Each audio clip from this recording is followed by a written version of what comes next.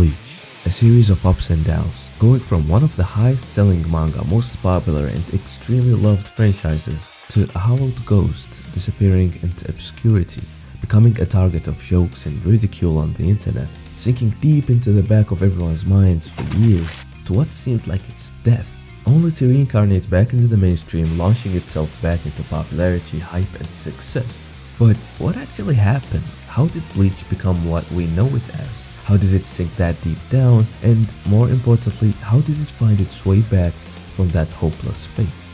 A story of redemption, hardships and faith, and it all starts back in 2001 when the series was first made. You see, the author Tite Kubo didn't start drawing manga like the professional he is now, but as a teenager who faced a lot of pressures and obstacles due to the complications of the industry he found himself in and his extremely rare talent in art.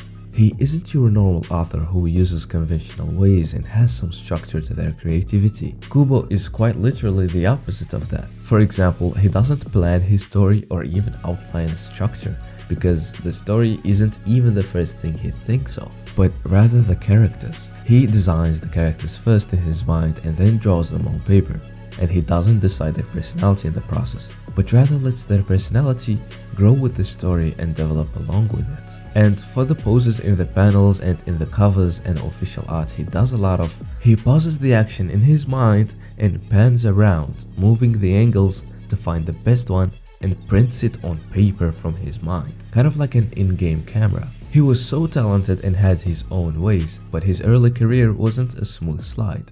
He faced a lot of self-esteem and lack of confidence in his art. He started with 3 one-shots, participating in 3 different competitions, but he lost all 3 of them and always ended up in 2nd place. One time he came 2nd behind some dude called Oda or something. I wonder who that is. The editors in Jump and people who work there knew the worth of his talent and kept pushing him to draw.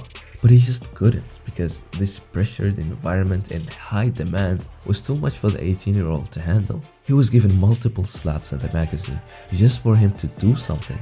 Meanwhile, artists in the industry would sell a kidney for a chance like that. Kubo was given the privilege time and time again. This man called Kazuhiko Torishima, who helped Toriyama come up with the concept and help with the development of Dragon Ball, put 2 volumes of manga on the table in front of Kubo one day and told him to study them in order to get inspiration. That's how much they knew Kubo was capable of drawing the next big and successful story. His next project, however, wasn't that successful great story everyone waited for. Zombie Powder, which is Kubo's first official manga to get published, wasn't that great and was cancelled after volume 4. Kubo, suffering from pressure, disappointment and lack of inspiration, he was just not able to draw. But one time he simply drew a girl wearing a black school uniform, wielding a giant scythe on a piece of paper. He liked how it looked, and after that he drew a boy with a gun, but unlike the previous stories, this one felt different. He started working on that story, but unlike the past 3 years where he simply wasn't able to draw when he should, this time he started drawing and couldn't stop for the next 15 years. And that's how Bleach started, except that wasn't its name. He called the story Snipe because of, the guns. But even the serialization of the story wasn't easy. The story was declined at first, but with some encouragement and interference of the legend behind Dragon Ball, Kubo kept at it. He changed the way he approached his writing and changed a few things here and there. Swapped the school uniform with a Japanese kimono, the scythe and guns with a traditional katana, and therefore changing the name from Snipe to Bleach. The change to the name was so late that the publication of the one-shot still had Snipe in it. The name Bleach makes you think of the color white, which contrasts the color black of the kimonos. Bleach then would go on to become an immediate success, rivaling One Piece and Naruto, the most popular and mainstream anime ever, and literally the highest selling manga in history. Bleach competed with these 2 giants, sometimes even surpassing them, together claiming the worthy name of the Big 3. The manga won awards and the anime blew up in popularity and stood out from the other 2 giants because of Bleach's stylized, cool and edgy look. Pockets were filled, people at Jump were happy, and more importantly, Kubo was enjoying what he created. One of the best stories ever written. with some of the coolest action sequences, power systems, iconic moments, thought-provoking themes, and deeply written characters. He made something he was proud of, something only he could create. He kept resisting the temptation and pressure, kept trying until he transformed everything he learned and came up with his life's work, which is very inspiring if I say the least. But not everything went well as you'd hope, because the anime stopped airing in 2012. A sudden and shocking news to both us, the fans, and to Kubo himself. Was it because the anime almost caught up to the manga? Did the series' quality decline because of a specific arc?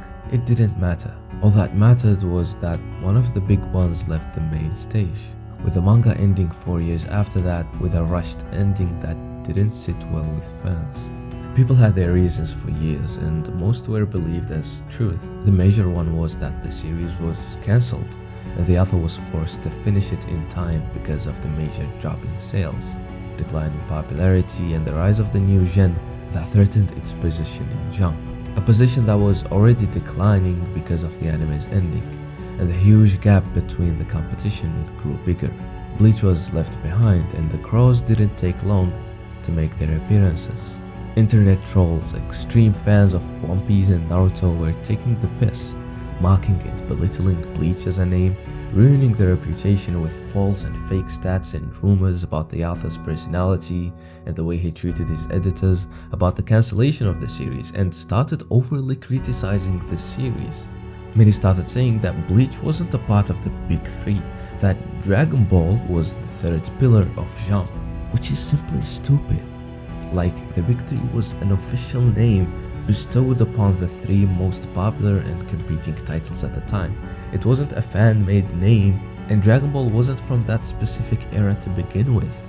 All of this drama was slowly happening in the background, but it all went into flames when this weird Irish dude, who I really love but also really hate, uploaded a long video about the downfall of Bleach. The video went viral, and let's just say that it was made without hateful intentions or disrespect towards Bleach, but it still came out that way.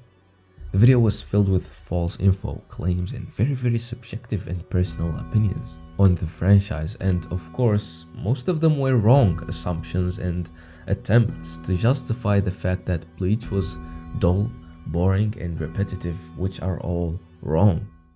What followed this video was an outburst of hate and mockery of Bleach. The flame was lit. It worked as a reference haters who have never even tried watching the show started using, and the words "Bleach will never come back" were constantly repeated.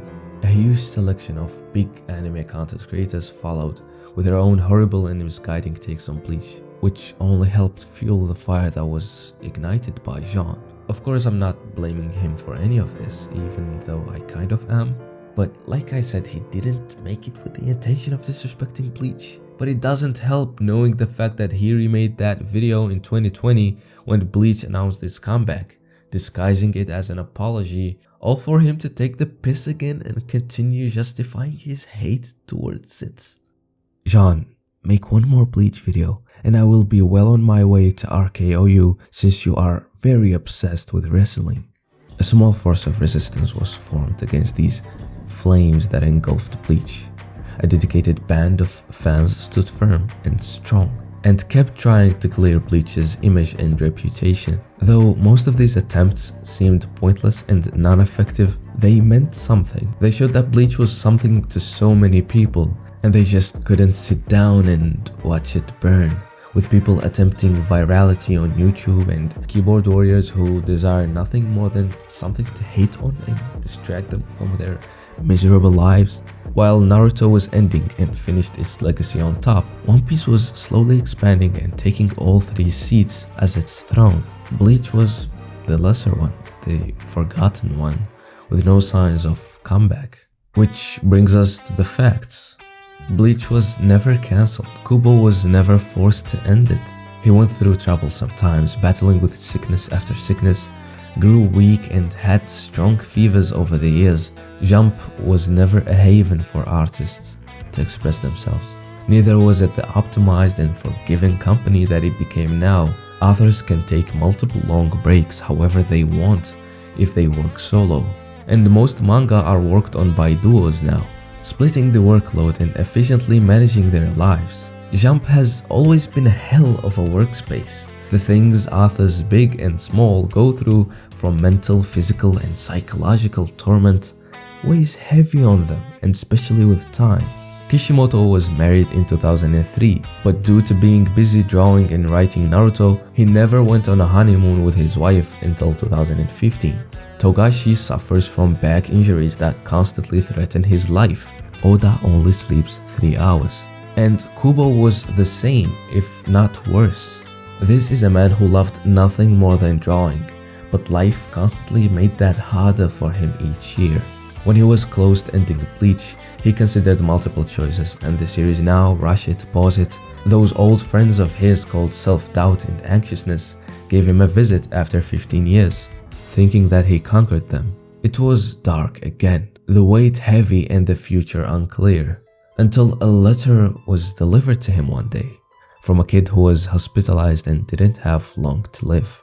In the letter, he expressed his gratitude and appreciation to Kubo and Bleach, saying that he was so bored and nothing lightened the mood for him in his final months, until he discovered and binge-read the whole Bleach manga. And of course he loved it so much that he found life enjoyable and hopeful. And these are his words, not mine. The kid encouraged Kubo to end the story the way he wants to, and that is the only real ending of Bleach. As you might expect, Kubo was touched, and all of the fog clouding his mind cleared. He struggled to draw, but he continued nonetheless. He finished Bleach the way he wanted, and that's with Ichigo marrying Orihime and Rukia ending up with Renji, and introducing a future generation with all the teenagers we know as adults having completed their own stories just like Kubo did, because after all he was still a young man when he started his journey. The ending was never about Yuha and the end of the 1,000-year blood war. Yes, it felt rushed and not perfect, but none of that really mattered. If you consider the way this man finished Bleach and what he went through to be able to do that. Also, the anime is back and Kubo is very present with it, adding things like the all 13 captains, Shinji's fight and Bankai reveal, and I'm willing to bet my left ball that the ending will be enhanced, prolonged, corrected and made better than it was when Kubo was fighting his life to draw it. The trend of hating on Bleach and praying for its downfall was downright annoying and sad to see.